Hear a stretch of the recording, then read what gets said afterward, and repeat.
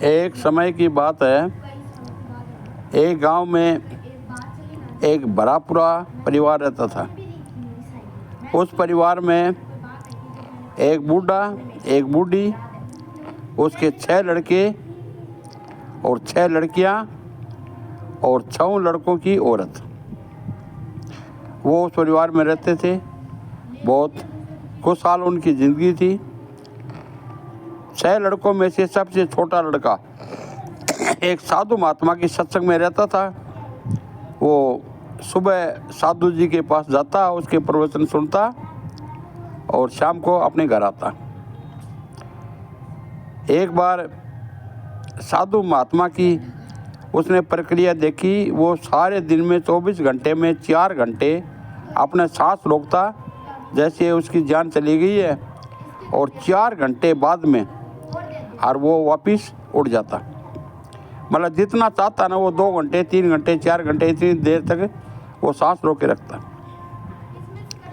तो उस लड़के ने कहा, जो उसका चेला बन गया था, बोलो महाराज ये प्रक्रिया मेरे को भी दिखाओ आप। तो साधु महाराज ने कहा, भी कोई मौका मिलेगा तो मैं तेरे को भी ये प्रक्रिया बताऊंगा, लेकिन तुम्हारे परिवार में तुम्हारे को चाहते कितने लोग हैं। तो उस चेले ने कहा कि महाराज मेरे माँ बाप, मेरे भाई, मेरी भाभी, मेरी बहन सभी मेरे से बहुत प्यार करते हैं। बोले प्यार करते हैं तो ठीक है, तो यदि तू सपोज करो तू मर जाए तो तेरे पीछे कोई रोने वाला है। तो चेले ने कहा, यदि महाराज मैं मर जाऊं तो मेरे पीछे सारे जान देने को लिए तैयार हैं। तो बोले ऐसी बात है, बोलो ठीक है। तो उसने वो प्रक्रिया उसको समझाई सांस रोकने वाली। वो सांस रोकने में निपुण हो गया। तो एक दिन महाराज ने कहा, तुम अपने घर जाओ, चलो तुम्हारी परीक्षा लेते हैं, तुम्हारे परिवार में तुम्हारे पीछे कौन कौन मरता है। तो बोलो ठीक है महाराज। अब वो घर में उस दिन रुक गया। दोपहर का समय था। दोपहर के समय में उसने अपनी सांस रोक दी। अब सांस रोकने के बाद में वो तो मुर्दा जैसा हो गया। तो घर में कोहराम मच गया। चारों तरफ रोने चिल्लाने की आवाज़ आने लगी। उसकी बहनों को पता लगा, वो बहन भी उसके घर में आ गई। अब सब रोने चीखने चिल्लाने लगी। तो उसके माँ बाप ने कहा, बोलो भाई तुम ऐसा करो, वो साधु महात्मा है उसको बुला के लाओ, शायद कोई उसके समझ में बात आ जाए। तो अब उसमें से एक भाई गया और साधु महाराज के पास गया, महाराज ऐसे ऐसे मेरा भाई तो मर चुका है, तो तुम जाके उसको देखो। अब बोलो ठीक है चलो भाई। अब महाराज को तो पता था। महाराज उसके घर में आ गया। घर पे आके उसको देखा, बोलिए तो भाई मर चुका है।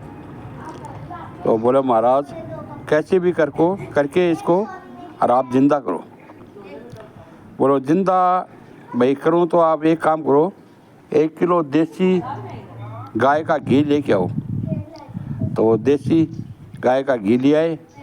बोलो 1 किलो देसी खांड वो भी ला के दो। और देसी खांड भी ला दी। उस घी में वो खांड को एकदम से मिला लिया और मिला के वो कहने लगा, बोलो देखो भाई जो भी इस घी को पिएगा वो पीने वाला तो मर जाएगा और ये जिंदा हो जाएगा। तो उसने भाइयों से नंबर लगाया। सब भाई बोले भाई ये तो मर गया, हम भी इसके पीछे क्यों मरे। ऐसे ऐसे करके 6 भाई ने इनकार कर दिया। उसके माँ बाप को कहा, माँ बाप ने इनकार कर दिया। बोले मरने के वाले पीछे हम तो नहीं मरेंगे भाई। तो अब उनकी भाभीयों का नंबर आया, 5 भाभीयों ने भी इनकार कर दिया। उनकी बहनों का नंबर आया तो बहनों ने भी इनकार कर दिया। आखिर में उसकी स्त्री थी, उसको पूछा कि तुम्हारा ये मर्द है और ये मर गया है, तुम इसके बिना ये कि क्या करोगी। तो ये तुम पी लो और तुम तो मर जाओगी और ये ज़िंदा हो जाएगा। तो उस औरत ने कहा कि देखो मेरे तो बाल बच्चे बड़े बड़े हैं, मैं तो इन बच्चों के सारे मेरी ज़िंदगी काट लूँगी, अरे ये मर गया तो मर गया, मैं इसका बताओ क्या करूँ। तो सब ने मिल के कहा, महाराज ये आपका चेला था, ये आप ही पी लो तो ये आपकी राजगद्दी पे बैठ जाएगा और आप मर जाओगे। अब वो जो सांस घोटे जो पड़ा था उसका चेला, उसको सारी बात वो सुन रहा था। साधु महाराज ने वो घी और देसी खांड का मिला हुआ कटोरा गड़ गड़ वो उसने पी लिया। अब पीने के बाद में सब घरवाले देखे, चलो भाई ये तो अब मर जाएगा। तो महाराज ने उसकी पीठ पर हाथ फेरा, चेले के पीठ पे हाथ फेरते ही वो एकदम से खड़ा हो गया। ओ ये तो जिंदा हो गया, तो जिंदा हो गया। साधु महाराज बहुत करामती है। तो अब घर वाले कहने लगे, महाराज यहाँ से आप चले जाओ, क्योंकि आप तो मरोगे, अब यहाँ से चले जाओ। अरे बोलो मैं नहीं मरूंगा, देसी घी से खांड से कौन मरता है, मैं नहीं मरूंगा। ये आपका जो लड़का है, भाई है, ये आपका मर्द है, ये आपका देवर है, इसने ये कहा था कि मैं मर जाऊंगा तो सारे घर के मेरे पीछे मर जाएंगे। अब इसने सब सुन लिया। अब साधु महाराज वहाँ से चलने लगा तो चेला भी उसके पीछे पीछे हो लिया। तो घरवाला ने कहा, भाई कहाँ जा रहा है? बोले मैं तो भाई वही साधु महाराज के पास रहूँगा, उसी धोने में रहूँगा और महाराज की सेवा करूँगा।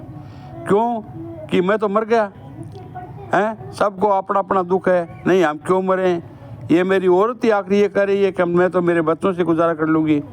तो भैया आज के बाद में आप ये देखो कि मैं तो मर चुका।